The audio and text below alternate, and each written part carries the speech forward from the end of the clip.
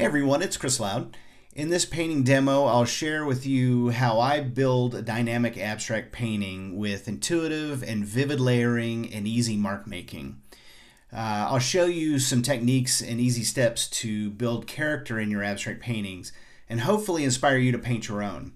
So this painting started out as a simple art prompt from 50 abstract warm-up painting prompts. I'll leave a link to that download in the description if you're interested in that.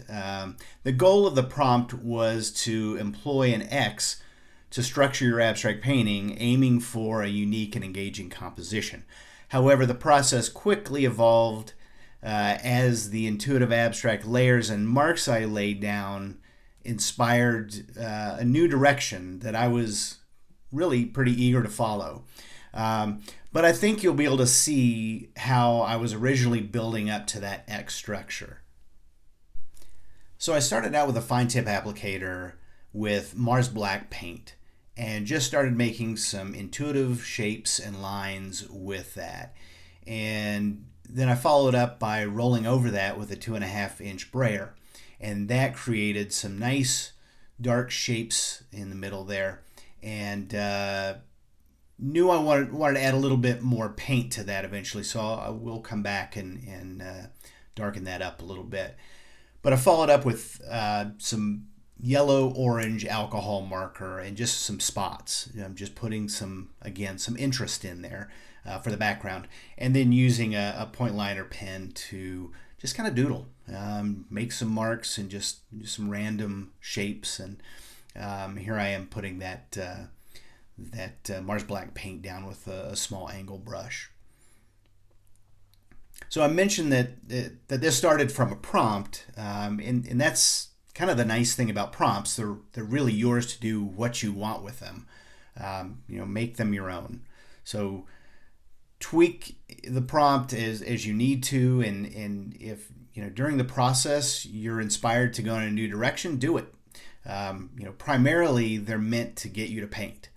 So if they give you new ideas and you want to follow those new ideas, I say follow the idea. But if you really want to stick to that prompt, then stick to the prompt. I'm usually trying to be very open when I'm painting to kind of follow the idea. But on this painting, this prompt called for 3 colors of my choice, and black and white were also available to me. But I ended up using a lot of different colors by the end of this.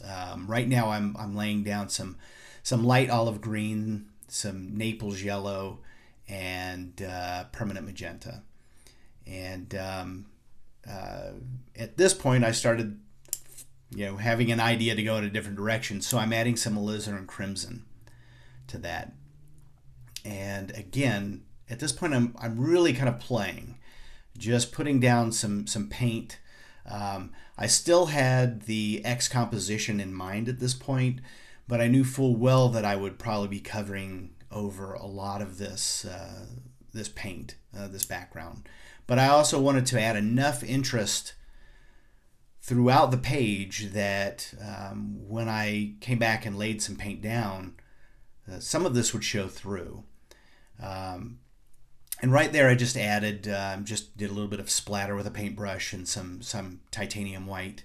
I pulled out some oil pastels and started, again, making some more marks, adding a little bit different color, hitting a few of the places to try and create a little bit more depth with some of the marks that I already laid down.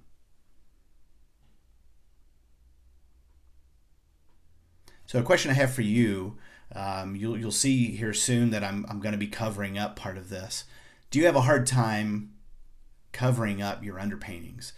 For the longest time, I did not like doing that at all. It was kind of what I was putting down was what you were going to see. But once I started playing with that, it really opened up a new level of abstract painting for me. You really, when you're doing that, can add some great visual tension by partially obscuring the underpainting. You can create visual tension and intrigue. And this kind of invites a viewer to look closer and explore the painting surface and discover the layers of colors and texture and mark making hidden beneath the surface paint. So I think that dynamic can keep a viewer engaged and curious in your painting. So right here you can kind of see where I have a bit of an X starting out. I've got that green line kind of pointing up from the lower right to the upper left, and I'm starting to create a little bit of a line coming down from the top where that magenta ends and down below that. So you can see I was still kind of had that prompt in my mind at this point, knowing full well that I would more than likely be covering that up.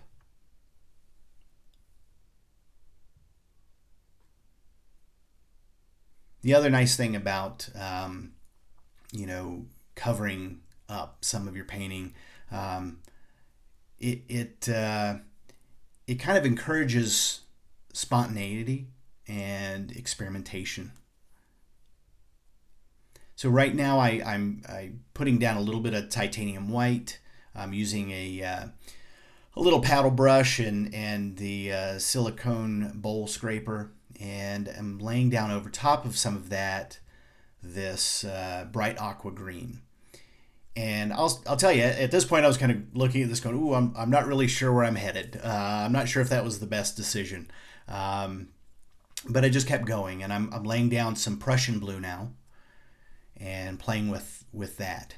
And starting to see something in this that I'm liking. I'm putting paint down, I'm wiping some away, helping kind of blend a little bit of the underpainting and the painting I'm putting over top.